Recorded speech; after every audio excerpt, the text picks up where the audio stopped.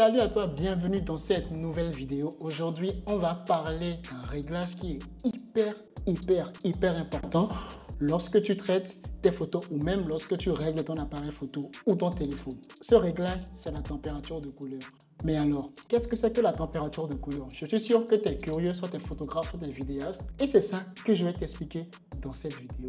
Bienvenue sur ma chaîne. Si c'est la première fois que tu passes par ici, on parle de photographie de façon générale, de création de contenu et de vie de photographe. On ne va pas trop tourner autour du pot. Je t'explique tout de suite c'est quoi la température de couleur. Eh bien, la température de couleur, c'est la teinte dominante de la lumière, qu'elle soit artificielle ou naturelle. Elle est mesurée en Kelvin. Elle passe des tons froids, c'est-à-dire des tons bleus, aux tons chauds, un peu plus orangés. Et elle influence énormément sur l'ambiance générale, ta couleur, ta carnation de peau, mais également le rendu général et définitif de ta photo. On passera sur mon ordinateur et je vais vous montrer la différence entre les différentes températures de couleur.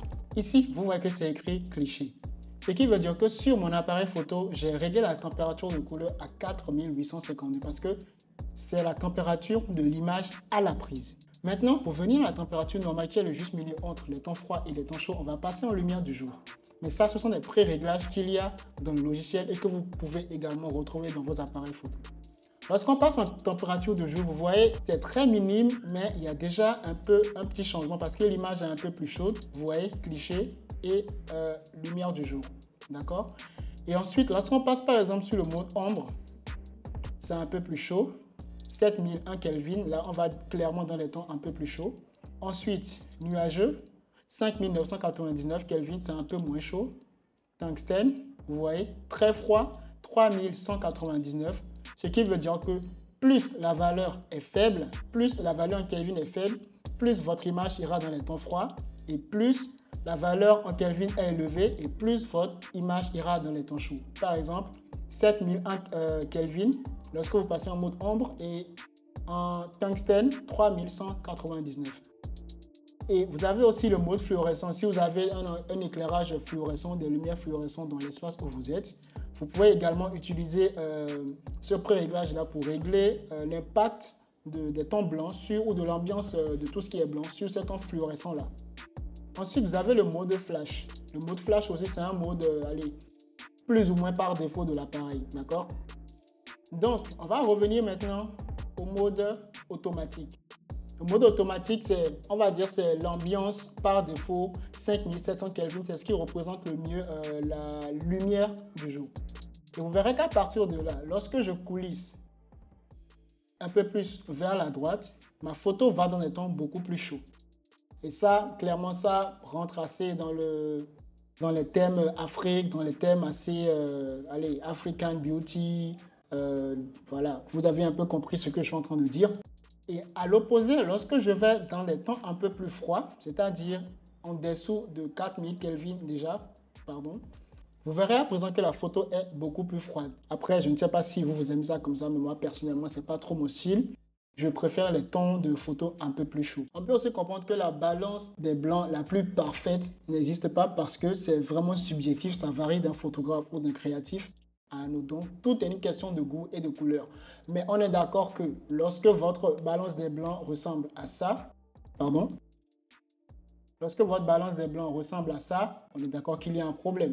Ou lorsque votre balance des blancs ressemble à quelque chose comme ceci, on est d'accord qu'il y a un problème. Ou lorsque votre balance des blancs ressemble à quelque chose comme ça, clairement l'image ne ressemble à rien. Ça, c'est une balance des blancs qui est complètement ratée.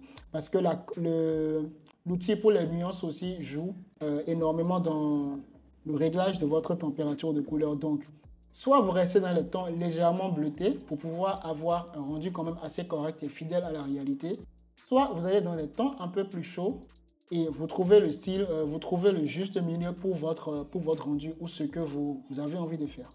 Alors, voici ce à quoi ressemblent les trois rendus. Complètement sur la gauche, vous avez le ton froid.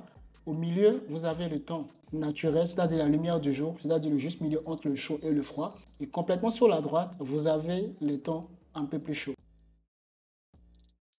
Cette lumière également a une balance des blancs, c'est-à-dire elle a des tons froids et des tons chauds.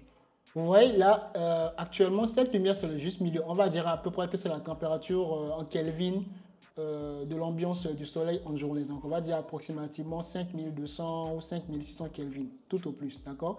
Et ensuite, avec mon téléphone, je peux régler cette température-là. Je peux la passer à une température un peu plus chaude. Vous voyez, là, la température est un peu plus chaude ou à une température un peu plus froide. Tout dépend vraiment du rendu que vous pouvez avoir et du rendu, pardon, que vous voulez avoir et de comment est-ce que vous voulez éclairer votre scène. Moi, j'aime bien cette lumière hein, quand même. Ouais, je peux augmenter un peu et puis voilà. Bon, on va la reposer là. Voilà, et on va continuer notre vidéo. Ah, c'est pratique hein, d'avoir des lumières